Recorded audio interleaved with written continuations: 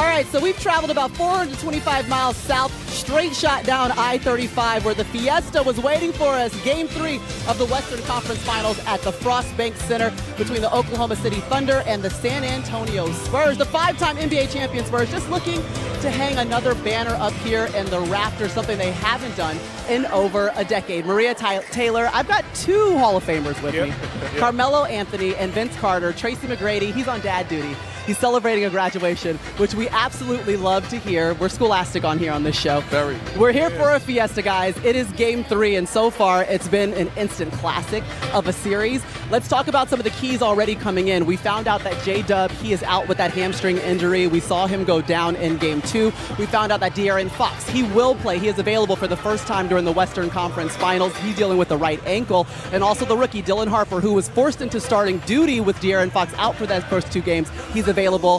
He had an adductor issue. But what does it mean to have De'Aaron Fox, the 9-year vet, available for a Spurs team that has struggled with turnovers so far this series? Just that, to protect the ball. I mean, when you add someone like De'Aaron Fox, who's been around, yes, he's his primary guy, a guy who can score, a guy who can distribute the basketball. But when things are getting erratic, he can calm guys down and just get guys into position or just get them shots. Not saying, I don't, like you said it earlier, I do not want Stephon Castle to lose his aggression.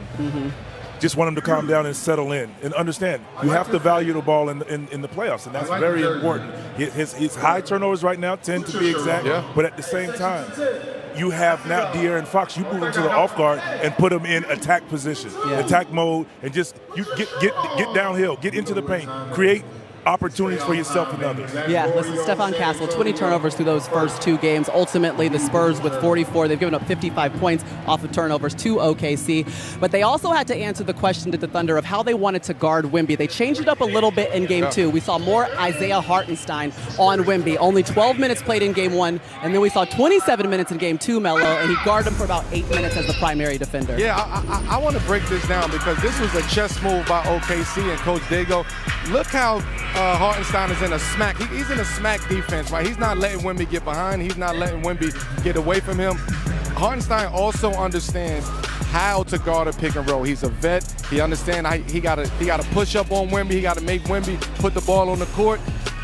But and also he needed help on the opposite side for the offensive rebound, for the defensive rebound. Here, his pickup point on Wemby is almost above the 3-point line. Yes, that was a foul right there, but that call right there allowed Hartenstein to be more aggressive throughout the course of the game.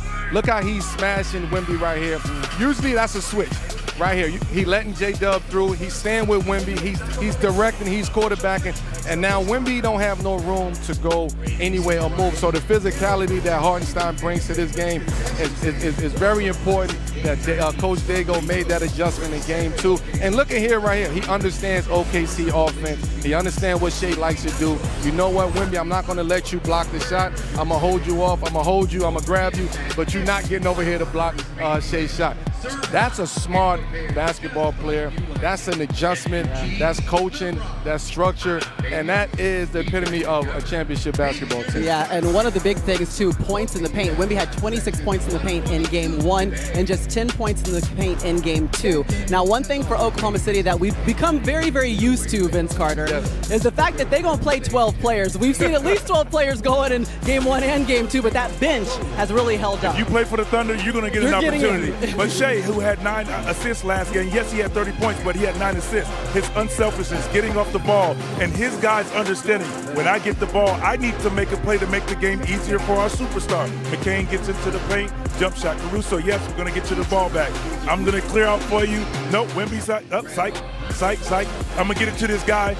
Shea, understand, get it to the guy who shoots 61% for the series right now. He is hotter than fish grease right now. And then here's another guy, Casey Wallace, who's been shooting well. And you said, Melo, he needs to make shots for this team to win. He made threes. He got off the ball, but made himself available to make the game easier for Shea in the second half. And their bench was fantastic, but those guys put themselves in positions to where the double team happens, Shea did not blink. No. He got off it. Those guys were in attack mode or shot the three and made shots. So 34 assists from their team. That's just fantastic by this team. Yeah, that OKC bench, listen, they've already outscored San Antonio 107-41. I mean, more than impressive, and they're playing well together right now. There's your guy. There's Zay. I've already named him Zay. Isaiah Hartenstein. I'm not calling him Zay. Wait, what?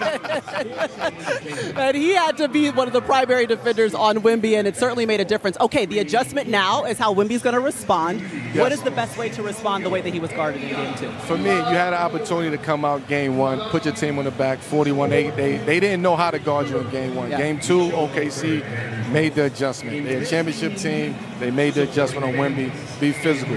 Now it's San Antonio's time to make an adjustment. Wemby has to get up on the perimeter. He has to move Hartenstein around. He has to bring him out on the perimeter, make Hartenstein move his feet, get downhill, make plays. Because if you stay alongside that paint, you're not going to get nothing. You're going to have to be extra physical to try to get those buckets down there. That's exactly what I was going to say. You want to put Wemby on the move. If you're going to be physical, let the physicality start from out front where the referees can see it. Hopefully you get a quick foul on him. That kind of makes him Hartenstein a little hesitant. But I think you get him in some pin downs. Yes. Make him chase Wemby a little bit. That means he's a little late, more likely to foul. So there's a couple of things that you can do. And I like sometimes bringing him up, let him run point a little bit. Yeah. Now you're in a 5-1, 5-2 pick and roll. What Hartenstein now has to navigate through picks. And remember, these are two teams that hadn't seen each other in 2.5 months before they met in the Western Conference Finals. So the adjustments that we're going to see throughout these series will most certainly make a difference as they get more familiarized with one another. All right, for tonight's McDonald's Round Ball Roundup, let's get you caught up on the Eastern Conference Finals. And after a wild comeback in Game 1, the Knicks, they just kept on rolling in Game 2 against Cleveland, extending their franchise record 9-game playoff win streak. Now, the game was tied in the third quarter before New York took control with an 18-0 run. You guys remember that? Because there was an 18-1 run in Game 1. We forget that. Every Knicks starter scored at least 14 points, led by Josh Hart, who scored a playoff career high 26 points. And the Knicks now have the best point differential by any team ever in their first 12 playoff games, ahead of several NBA title-winning teams, including last year's Thunder. New York, they've also outscored its opponents by 212 points over this 9-game win streak. That's the best point differential in a 9-game span in NBA history, regular season or playoffs. But after the win, Game 2, the hero, the heart of the garden, Josh Hart, had some fun on the microphone. I'm never a huge analytics guy. At a certain point, they're a lamppost to a drunk person. You can lean on them, but it won't get you home. So at a certain point, you got to have a good feel for the game. Oh, my God, bro. I'm not going to lie. That was Gerald Wright, his quote, man. So shout out Jay Wright. Wait, hold up. No, we're not moving on from that. That's a great quote. Oh, my God. Analytics drunk, lamppost to a drunk person? It ain't gonna get you home. You can lean on it, though. I was with Cal, so I didn't hear that. You ain't even go to college. Not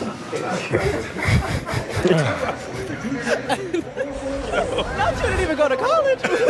We just saw Cal game 2. He would have said, I had him. He was on my team. Listen, Josh Hart enjoying some pizza and a victory. They're up 2-0 now on Cleveland. Let's start there with him because he was 0 for 3 from 3. Yeah. He could have stopped shooting. He was benched toward the end of Game 1. All he did was go 5 from 8 from there, playoff career high 26 points in Game 2. Most players would stop shooting in Josh Hart's situation because the opposing team, they want you to shoot the basket. They leaving you open for a reason. So for you to go in this game, too, to knock these shots down and be aggressive on the offensive end and the defensive end, he was offensive rebounding. To me, this is the Josh Hart. Josh Hart always wins you a basketball game in the postseason, but by his hustle, by his heart, and then you look up and he 5 of 7, 5 from 8 from the three. Defense. He was. It's one thing being open, but he was open. No, he was like, line them up, take your time. If you need a dribble, sometimes you need a dribble to get your rhythm. That open, like that. But that's just the adjustment. That's just JB, like we talked about Shea. JB making the right play. Yeah, he can take over the game. He's Mr. Clutch, but at the same time, my guy, one, is making shots, getting off the ball, trusting his guys, and his guys delivering. And he had a playoff career high 14 assists, did JB, in that game, so obviously he was making the right decision. Okay, you're the Cleveland Cavaliers. You get to go back home where you like to play so far. But you're down 2-0. What has to change? You reset. You go home, you reset. You sleep in your own bed. You eat your own food. You got your own chefs out there. Your preparation is different at home. You're in front of your fans. I think Donovan will continue to do what he do. James will pick it up. He's home. First game in the Eastern Conference Finals, in Cleveland. And I think James is starting to feel the heaviness of what it takes to be James Harden and trying to go out there to win the championship. So I do think Cleveland will be totally different in Game 3. You have success at home, do that. But the first 6 minutes are important for the Cleveland Cavaliers, in my opinion. Okay. I mean, you're certainly right. Listen, they've been down